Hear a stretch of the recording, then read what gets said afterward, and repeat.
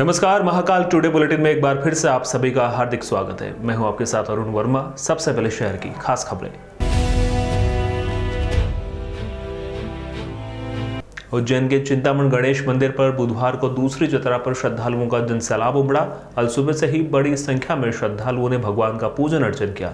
भगवान गणेश की चैत्र मास में प्रत्येक बुधवार को जतरा होती है और श्रद्धालु दूर दूर से दर्शनों के लिए यहां पर पहुंचते हैं। जतरा के दौरान भगवान इच्छामन, चिंतामण और सिद्धि विनायक भगवान का आकर्षक श्रृंगार किया गया। चैत्र की जतरा में पूजन अर्चन से सहस्त्र गुना पुण्य फल की प्राप्ति होती है। उज्जैन से 10 किलोमीटर दूर अति प्राचीन चिंतामण गणेश का मंदिर स्थापित है। मान्यता है कि भगवान राम ने वनवास के दौरान भगवान गणेश का पूजन अर्चन किया था। आज भगवान इच्छामन, चिंतामण और सिद्धिविनायक की चैत्र मास की तीसरी जत्रा के लिए भक्त अल सुबह से मंदिर पहुंचना शुरू हो गए थे। प्रातः 4 बजे पंचामृत अभिषेक के बाद गणेश जी का आकर्षक श्रृंगार कर 56 भोग लगाने के बाद भगवान की आरती की गई। भक्तों को मंदिर के गर्भगृह में प्रवेश नहीं दिया गया। बाहर से ही श्रद्धालुओं ने भगवान चिंतामण गणेश के दर्शन किए। भगवान गणेश के आकर्षक श्रृंगार के दर्शन कर भक्त भाव विभोर हो गए। भगवान चिंतामण गणेश मंदिर के पुजारी शंकर गुरु ने पूजन अभिषेक किया। इसके बाद सुबह 8 बजे से श्रृंगार का सिलसिला आरंभ हुआ। भगवान की चैत्र मास में प्रत्येक बुधवार पर जतरा होती है और श्रद्धालु दूर दूर से दर्शनों के लिए यहाँ आते हैं। जतरा के दौरान भगवान के पूजन अर्चन से सहस्त्र गुना पुण्य फल की प्राप्ति होती है तथा लोग यहाँ वर्ष भर कृपा और आशीर्वाद के लिए इस जतरा के दौरान पूजन करने आते हैं। इस बार चैत्र मास में 4 जतरा है तथा इस क्रम में बुधवार को दूसरी जतरा पर श्रद्धालु बाबा का आशीर्वाद लेने पहुंचे। पुजारी शंकर गुरु ने बताया कि प्रतिवर्ष मेले का आयोजन मंदिर प्रांगण में किया जाता है, जिसके लिए श्रद्धालु पैदल यात्रा करते मंदिर पहुंचते हैं। चैत्र मास में दर्शन करने से इच्छामन गणेश इच्छा पूरी करते हैं, चिंतामण गणेश चिंता दूर करते हैं और सिद्धि विनायक सिद्धि देते हैं। प्रतिवर्ष अनुसार श्री चिंतामण गणेश मंदिर में चैत्र महोत्सव मनाया जाता है और प्रत्येक बुधवार को जतरा मेला का आयोजन होता है भगवान गणेश जी के प्रांगण में। दूर दराज से लोग भगवान गणेश जी के यहाँ पैदल चलकर यात्रा करके दर्शन करने आते हैं। और प्रातः भगवान के चिंतामण गणेश मंदिर के प्रातः 4 बजे पट खुले। उसके पश्चात भगवान का पंचामृत अभिषेक पूजन हुआ। फिर विशेष श्रृंगार कर 56 भोग लगाकर महाआरती की गई। चैत्र मास में दर्शन करने से मन की चिंता दूर होती है, इच्छा पूर्ण होती है, कार्य सिद्ध होता है। मालवा क्षेत्र में परंपरा है कि जो भी नया वाहन या नया धान जो भी आता है वो भगवान गणपति को अर्पण करने लोग आते हैं। तो इस अभी चैत्र मास में नया धान आ रहा है तो दूर दराज से मालवा के सारे लोग भगवान को गेहूँ, चना अर्पण करने आ रहे हैं। चैत्र मास के बुधवार का बहुत महत्व है। यहाँ जो भी अपन मनोकामना लेके आते हैं वो पूरी होती है और यह हमने दिल से महसूस किया है। और गणेश जी का अपरंपार महिमा है इसकी और इसको हम शब्दों में नहीं गिना सकते हैं। जय गजानन गणपति महाराज की जय।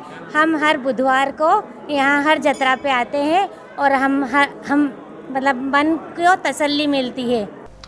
श्री महाकालेश्वर मंदिर के मुख्य पुजारी चंद्रमोहन काका की पहली पुण्यतिथि पर बुधवार को मनाई गई। इस दौरान उनके परिजनों द्वारा महाकाल मंदिर अन्न क्षेत्र को खाद्यान्न भेंट किया गया। उल्लेखनीय है कि महाकालेश्वर मंदिर के मुख्य पुजारी स्वर्गीय चंद्रमोहन पुजारी का पिछले साल कोरोना काल के दौरान निधन हो गया था। बुधवार को उनकी पहली पुण्यतिथि मनाई गई। इस अवसर पर महाकाल मंदिर के पुजारी गौरव शर्मा और परिजनों की ओर से महाकाल मंदिर अन्न क्षेत्र में दाल, चावल, आटा सहित 50,000 से अधिक की भोजन सामग्री भेंट की गई। इस दौरान महाकाल मंदिर के सहायक प्रशासक मूलचंद जूनवाल ने अन्न क्षेत्र जाकर पुजारी परिवार द्वारा दी गई खाद्यान्न सामग्री प्राप्त की और पुजारी परिवार द्वारा चंद्रमोहन काका की स्मृति में खाद्यान्न सामग्री अन्न क्षेत्र में देने के कार्य की सराहना की और पुजारी परिवार के सदस्यों का शॉल और प्रसाद भेंट कर सम्मान किया।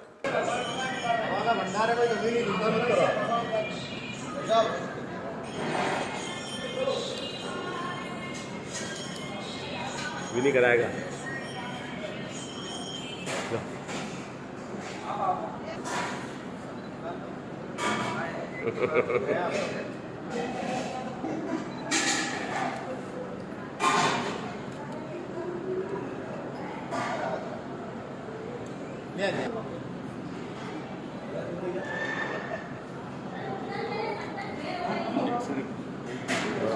पुजारी चंद्रमोहन शर्मा के सुपुत्र पुजारी गौरव शर्मा के मुताबिक महाकाल की प्रेरणा से ये पुण्य कार्य किया गया है। महाकाल मंदिर के अन्य क्षेत्र में देश भर से श्रद्धालु आकर प्रसादी ग्रहण करते हैं। इस अवसर पर पुजारी शरद चंद्र शर्मा, पुजारी उमेश आदित्य शर्मा, पुरोहित भूषण व्यास, पंडित विजय व्यास, पंडित पंकज शर्मा व सोनू राठौर उपस्थित थे। जो है ये मन की प्रेरणा है, बाबा महाकाल के द्वारा दी गई प्रेरणा है और काका जी को आज वर्ष पर्यंत हो चुका। उनकी पुण्य स्मृति में, पहली पुण्य स्मृति में हमारे जो है गौरव जी शर्मा साहब, इनकी तरफ से जो है महाकाल मंदिर अपने जो अन्न क्षेत्र बना हुआ है, इसमें करीब 50,000 रुपये की सामग्री अन्न की दान की गई है। तो बाबा महाकाल मंदिर अपने भंडारे में पूरे भारतवर्ष से न जाने कहाँ से लोग आते हैं, वो इसका प्रसाद का ग्रहण करेंगे बाबा महाकाल जी का और आनंद लेंगे। बस यही प्रेरणा है। जय श्री महाकाल। जय श्री महाकाल। आज के दिन हमारे मंदिर के मुख्य पुजारी चंद्रमोहन काका जी का देवलोकों में गमन हो गया था। आज उनकी पूर्ण तिथि में उनके परिवार के द्वारा महाकाल मंदिर का जो अन्य क्षेत्र है उसमें लगभग 50,000 की सामग्री दान की गई है। इसलिए बहुत अच्छा संदेश मैं देना चाह रहा हूँ कि इन्होंने जो उनकी याद में महाकाल मंदिर के अन्य क्षेत्र में एक दान दिया है और महाकाल मंदिर में जितने भी श्रद्धालु भोजन करते हैं वो उनको याद करेंगे। श्री महाकालेश्वर मंदिर में अब चलित भस्म आरती दर्शन करने की व्यवस्था पर विचार किया जा रहा है, जिसका निर्णय महाकाल मंदिर प्रबंध समिति की अगली बैठक में हो सकता है। विश्व प्रसिद्ध महाकालेश्वर मंदिर में प्रातः होने वाली भस्म आरती में अब सभी श्रद्धालुओं को बाबा के दर्शन लाभ लेने का सौभाग्य प्राप्त हो सकेगा। कलेक्टर आशीष सिंह ने मीडिया से चर्चा में बताया कि महाकाल मंदिर की भस्म आरती में बुकिंग के माध्यम से वर्तमान में श्रद्धालुओं को दर्शन कराए जाते हैं, लेकिन सभी श्रद्धालुओं को भस्म आरती में दर्शन का लाभ नहीं मिल पा रहा है, जिसको देखते हुए आगामी प्रबंध समिति की बैठक में चलित भस्म आरती दर्शन की व्यवस्था पर विचार किया जाएगा और गणेश मंडप के पीछे की ओर से श्रद्धालुओं को चलित भस्म आरती में दर्शन कराने का प्रबंध किया जाएगा। देखिए, चलित भस्म आरती का एक विचार जो है वो आया है और जो आगामी प्रबंध समिति की बैठक होगी उसमें इसको रखा जाएगा। इसके पीछे जो उद्देश्य है वो ये है कि अभी हमारी जो भस्म आरती की परमिशंस हैं वो 1600 हैं और उसको हम लोग नहीं बढ़ा सकते हैं, क्योंकि उससे ज़्यादा लोगों को बैठाने की हमारे पास व्यवस्था नहीं है। अगर उससे ज़्यादा लोगों को बैठाते हैं तो उनको भस्म आरती के दर्शन नहीं हो पाते हैं अभी सामने। लेकिन ये देखने में आ रहा है कि चाहे ऑनलाइन माध्यम से हो, चाहे ऑफलाइन माध्यम से हो, चाहे प्रोटोकॉल के माध्यम से हो, जितने लोगों को भस्म आरती की परमिशन मिल रही है उससे कहीं अधिक लोग छूट भी रहे हैं जो भस्म आरती की परमिशन नहीं ले पा रहे हैं। तो इसलिए उनको निराश होकर वापस ना जाना पड़े। अगर ऑफलाइन टिकट लेने के लिए कोई आदमी 2-2.5 घंटे की मेहनत के बाद भी टिकट नहीं ले पाता है, पास नहीं ले पाता है, तब भी उसको हम लोग कोई न कोई सुविधा मुहैया कराएं।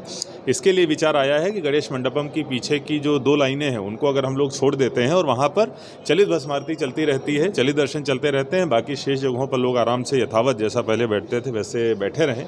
अगर ऐसी कोई व्यवस्था संभव है तो मुझे लगता है कि उसको करना चाहिए। आगामी प्रबंध समिति में इस पर विचार किया जाएगा। अगर सभी की सहमति होगी तो इसको लागू किया जाएगा। उज्जैन नगर के नलखेड़ा में आपसी विवाद के चलते 2 परिवार के लोग घायल हो गए। पुलिस ने गंभीर घायल पक्ष पर ही पुलिस द्वारा धारा 307 में प्रकरण दर्ज कर लिया है। प्रकरण दर्ज होने के विरोध में पीड़ित ने आईजी से न्याय की गुहार लगाते हुए नलखेड़ा थाना पुलिस की मनमानी की शिकायत की। इस मनमानी के साथ ही बताया कि विधायक प्रतिनिधि के दबाव में द्वेषतापूर्ण कार्रवाई पुलिस द्वारा की जा रही है। 23 मार्च 2022 को बस स्टैंड के समीप स्थित निवास पर आरोपी भेरुगिरी, गिरिराज, ललित, नारायण गोस्वामी सहित अन्य लोगों ने धारदार हथियार व पिस्टल से लैस होकर बड़ा गांव निवासी परमानंद गोस्वामी तथा उसके परिवार पर हमला कर दिया, जिससे परमानंद को गंभीर चोटें आई और भाई संतोष गोस्वामी को पैर में चोट लगी है। परमानंद का इलाज उज्जैन के ही निजी अस्पताल में चल रहा है। बावजूद इसके नलखेड़ा थाना पुलिस ने वास्तविक आरोपियों को बचाते हुए बगैर जांच के परमानंद तथा उसके परिजनों के खिलाफ ही धारा 307 व अन्य धाराओं में प्रकरण दर्ज कर लिया। पुलिस से जब इस संबंध में बात की तो जवाब मिला, जो हमने किया वो सही किया है, जबकि दूसरे पक्ष के लोगों को कहीं भी गंभीर चोट नहीं लगी है। आईजी को ज्ञापन सौंपकर मांग की है कि प्राणघातक हमले के इस मामले में निष्पक्षता से जांच कराई जाए, हमें न्याय दिलाया जाए और हथियारों से हमला करने वाले भेरुगिरी गोस्वामी, गिरिराज गोस्वामी, ललित गोस्वामी, नारायण गोस्वामी सहित अन्य लोगों पर धारा 307 घर में घुसकर बलवा करने की धाराओं में प्रकरण दर्ज किया जाए। साथ ही परमानंद गोस्वामी के साथ ही उसके परिजन संतोष गोस्वामी, ओम गिरी गोस्वामी, लक्ष्मण गिरी, पिंटू गिरी पर धारा 307 व अन्य धाराओं में दर्ज प्रकरण को समाप्त किया जाए। परमानंद के परिजनों ने आरोप लगाया कि विधायक प्रतिनिधि गिरिराज गोस्वामी के दबाव में स्थानीय पुलिस द्वारा ये द्वेषतापूर्ण कार्रवाई की गई है, क्योंकि दूसरे पक्ष से गिरिराज गोस्वामी विधायक प्रतिनिधि भी है। इसी के चलते पुलिस दबाव में है और गंभीर घायल प्रार्थी सहित अन्य निर्दोष व्यक्तियों को ही झूठे मामले में फंसा रही है। को वापस दोबारा रजिस्ट्री करवाई उसके भाई के नाम पर, भैरोगिरी के नाम। यह मामला हम 420 का कोर्ट में चलाने जा रहे हैं। इसी बीच को लेकर उन लोगों ने, आज आपने आईजी को शिकायत करी? जी, आईजी साहब से मैं न्याय की मांग कर रहा हूँ कि मेरे ऊपर, मेरे परिवार के ऊपर 307 का मुकदमा झूठा प्रकरण दर्ज किया है, जबकि मेरे सर में 8 टाँके आए हुए हैं। मेरा हाथ फ्रैक्चर है। 23 तारीख से लगाकर आज 29 तारीख तक मैं ग्लोबल अस्पताल उज्जैन में एडमिट हूँ, जो कि प्रभारी माधव सिंह परिहार द्वारा विशेष प्रेशर किया जा रहा है मेरे। बजरंग दल के कार्यकर्ताओं ने देर रात केड़े से भरी पिकअप वाहन को पकड़ा, जिसमें 6 केड़े भी कटने के लिए इंदौर की ओर जा रहे थे। पुलिस को सूचना देने के बाद भी मौके पर पुलिस नहीं पहुंची। कार्यकर्ता पहले नानाखेड़ा थाने पर इस पिकअप वाहन को लेकर पहुंचे, उसके बाद में नीलगंगा थाने के बल को बुलवाकर इस पूरी वाहन को ड्राइवर सहित पूछताछ के लिए पुलिस को सौंपा। उज्जैन के बजरंग दल के कार्यकर्ताओं ने हरिफाटक चौराहे पर गोवंश से भरा लोडिंग वाहन को पकड़ा। आरोपी पर गोवंश की तस्करी की कार्रवाई के लिए नीलगंगा पुलिस को सौंपा है। उज्जैन में बीती रात बजरंग दल के कार्यकर्ताओं ने गोवंश से भरा लोडिंग वाहन पकड़ा। जानकारी देते हुए बजरंग दल के जिला सह संयोजक पिंटू कौशल ने बताया कि हमें सूचना मिली थी कि कुछ युवकों द्वारा लोडिंग वाहन में गोवंश को भरकर इंदौर ले जाया जा रहा है। हमारे द्वारा लोडिंग वाहन का पीछा किया गया और हरी फाटक चौराहे पर लोडिंग वाहन को रोककर देखा तो उसमें गोवंश को भरकर ले जाया जा रहा था। पूरे पिकअप वाहन को पूरी तरह से ढककर इंदौर की ओर काटने के लिए ले जा रहे थे। पुलिस को सूचना देने के बाद भी मौके पर पुलिस नहीं पहुंची। कार्यकर्ता पहले नानाखेड़ा थाने पर लेकर पहुंचे, उसके बाद नीलगंगा थाने के बल को बुलवाकर पिकअप वाहन को थाने पर ले जाया गया। मामले को लेकर हमारे द्वारा तुरंत पुलिस को सूचना दी गई और कार्रवाई के लिए लोडिंग वाहन को नीलगंगा पुलिस के हवाले किया गया। बताओ भैया, क्या घटनाक्रम हुआ देर रात को? रात्रि 3 साढ़े 3 बजे के लगभग बजरंग दल को सूचना लगी कि गोवंश की गाड़ी जो कि नानाखेड़ा से सावेर रोड की ओर जा रही है, उसमें गाय को काटने के लिए ले जाया जा रहा है। तो तत्काल वहाँ पे पहुंचकर घेराबंदी करके गाय की गाड़ी को पकड़ा और नीलगंगा थाने ले जाकर कानूनी कार्रवाई कराई गई। कितने वहाँ उसमें थे? उसमें 6 केड़े थे बिल्कुल, और ठूस ठूस के भरे हुए थे, बहुत निर्देश ऐसे। कहाँ ले जा रहे थे ये धार के पास में जो मंडी लगती है, बड़ी मंडी जो कि कल लगने वाली है, वहाँ ले जाने वाले थे, और ये चीज़ सामने वाले ने उगल भी दी है। विश्व प्रसिद्ध महाकालेश्वर मंदिर में श्रद्धालुओं को आसानी से दर्शन हो सके, इसलिए मंदिर के गर्भगृह की चौखट पर फाइबर का ग्लास लगाए जाने की कोशिश की जा रही है। उज्जैन के विश्व प्रसिद्ध महाकालेश्वर मंदिर में श्रद्धालुओं को बाबा महाकाल के शिवलिंग के आसानी से दर्शन हो सके, इसलिए अब नई व्यवस्था शुरू की जा रही है। यहाँ मंदिर के गर्भगृह और नंदी हॉल के बीच में एक फाइबर ग्लास लगाया जा रहा है। दरअसल ये ग्लास इसीलिए लगाया जा रहा है क्योंकि महाकाल मंदिर के गर्भगृह में प्रवेश करने वाले श्रद्धालुओं के कारण नंदी हॉल व बैरिकेड से दर्शन करने वाले श्रद्धालुओं को काफी दिक्कतों का सामना करना पड़ता है। गर्भगृह में प्रवेश करने वाले श्रद्धालुओं के कारण शिवलिंग नहीं दिखता है। अब फाइबर ग्लास लगने के कारण इस समस्या से निजात मिल पाएगी और दूर से दर्शन करने वाले श्रद्धालु भी आसानी से दर्शन कर सकेंगे।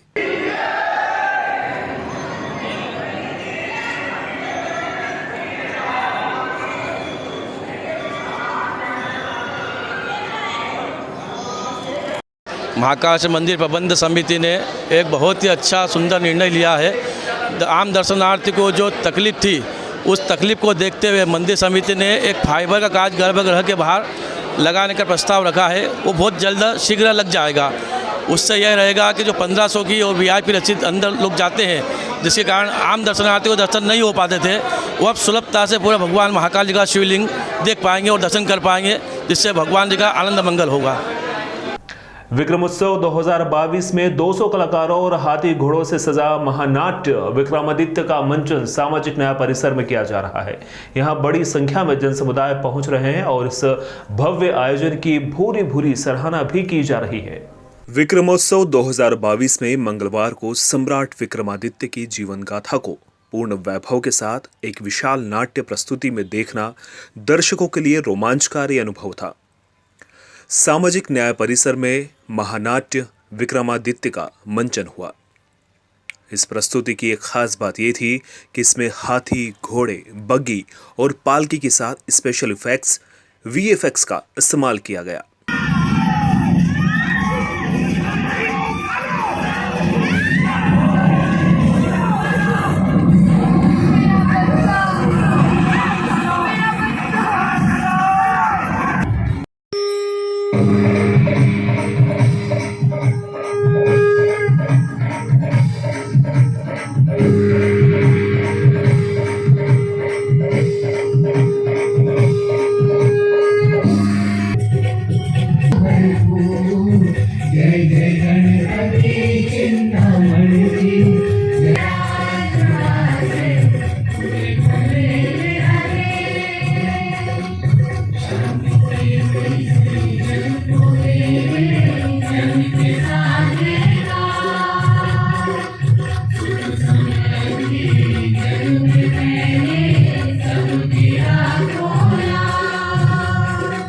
विशाल मंच पर तकनीक के उपयोग से ये प्रस्तुति अपने आप में अनूठी नजर आई।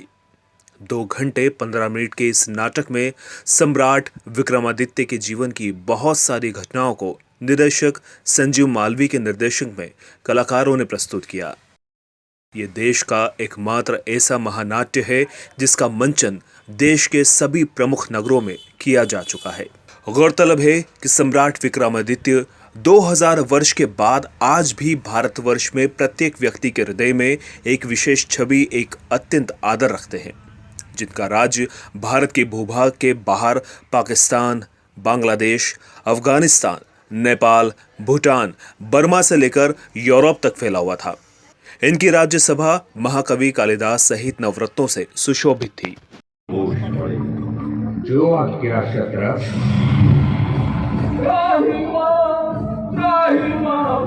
जितना धन लेना है ले लीजिए, पर व्यापारियों श्रेष्ठियों को क्षमा करें स्वामी। श्रेष्ठ धन मित्र, तो आपके व्यापारी हमें अधिक से अधिक धन दें, और सुनो, ये धन कल तक हमें मिल जाए। जी स्वामी, स्वर्ण राशि के पात्र कल प्रासाद में पहुंच जाएंगे स्वामी। आज्ञा दें स्वामी। ठीक है, अब जाओ यहां से।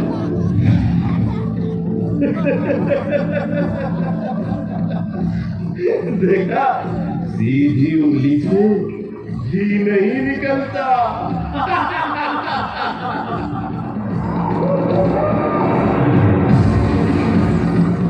संस्कृति के संरक्षक वीर विक्रमादित्य आज भी समाज के मार्गदर्शक, आदर्श महापुरुष निरूपित हैं, जिनके द्वारा अपने भूभाग की प्रजा को समस्तकों से मुक्त कराकर नवीन तिथि एवं नववर्ष मनाया और संवत प्रारंभ किया, जो कालांतर में विक्रम संवत कहलाया। विक्रमादित्य का जीवन किस तरह व्यतीत हुआ, आचार्य चंद्रगुप्त से कैसे उन्हें शिक्षा ली और किस तरह नवरत्नों की सहायता से सत्ता हासिल की, विक्रम ने राजपाट संभाला, इसका चित्रण भी दर्शकों को बहुत पसंद आया। विक्रम बेताल संवाद, शंखों को परास्त करना तथा अखंड भारत के निर्माण की घटना इस नाटक को बहुत ही रोचक बनाने वाली है। सम्राट विक्रमादित्य पूरे विश्व में अपने अभूतपूर्व पराक्रम, बल, शौर्य, बुद्धि, न्यायप्रियता और उदारता के लिए प्रसिद्ध थे। इस तरह की कई बातों और प्रसंगों के उल्लेख नाट्य में किए गए हैं। इस अवसर पर उच्च शिक्षा मंत्री डॉक्टर मोहन यादव सहित पूर्व मंत्री व विधायक पारस जैन, समाजसेवी जगदीश अग्रवाल, राजेश सिंह कुशवाहा समेत नगर के वरिष्ठ नागरिक उपस्थित थे। वो नए रूप में देखने का अपन प्रयास कर रहा है। 9 दिवसीय कार्यक्रम हो रहा है। 25 तारीख से प्रारंभ हुआ है और 30 तारीख को कवि सम्मेलन, 2 तारीख के दिन गौरव दिवस के रूप में हम शिप्रा के पावन तट पे भी इस कार्यक्रम को करने वाले, क्योंकि नया वर्ष हमारे लिए शुरू होता है। उस दिन भी बड़े उल्लास के साथ शाम को कार्यक्रम होंगे। उज्जैन के महाकाल मंदिर में राजाधिराज बाबा महाकाल को भस्म आरती में भस्म रमाकर भस्मीभूत किया गया। यहाँ बाबा का आकर्षक श्रृंगार किया गया। बाबा का जलाभिषेक कर श्रृंगार के बाद श्री पंचायती महानिर्वाणी अखाड़े के प्रतिनिधि ने बाबा को भस्म अर्पण की। भस्म आरती के दौरान बाबा का आकर्षक श्रृंगार किया गया। धार्मिक नगरी उज्जैनी में विश्व प्रसिद्ध बाबा महाकाल के दरबार में प्रतिदिन होने वाली बाबा महाकाल की भस्म आरती तड़के 4 बजे की गई। महाकाल के गर्भगृह में आज तड़के बाबा महाकाल की भस्म आरती की गई। यहाँ बाबा महाकाल का आकर्षक और नयनाभिराम श्रृंगार किया गया। श्रृंगार के पश्चात बड़े हर्षोल्लास से बाबा महाकाल की भस्म आरती की गई। ऐसी मान्यता है कि बाबा महाकाल की एक झलक पाने से हर व्यक्ति विशेष हो जाता है।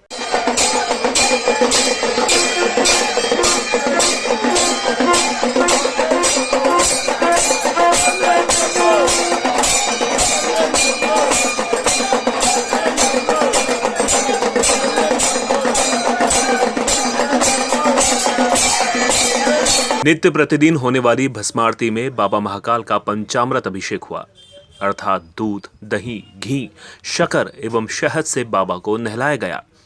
उसके बाद चंदन का लेपन कर सुगंधित द्रव्य चढ़ाए गए और बाबा को भांग और सूखे मेवे से श्रृंगारित किया गया। इस बीच पंडितों द्वारा मंत्रोच्चारण किए गए। फिर बाबा को वस्त्र ओढ़ाकर भस्म रमाई गई। भस्मीभूत होने के बाद झांझ, मंजीरे, ढोल, नगाड़े, शंखनाद और जय महाकाल के उद्घोष के साथ बाबा की भस्म आरती की गई।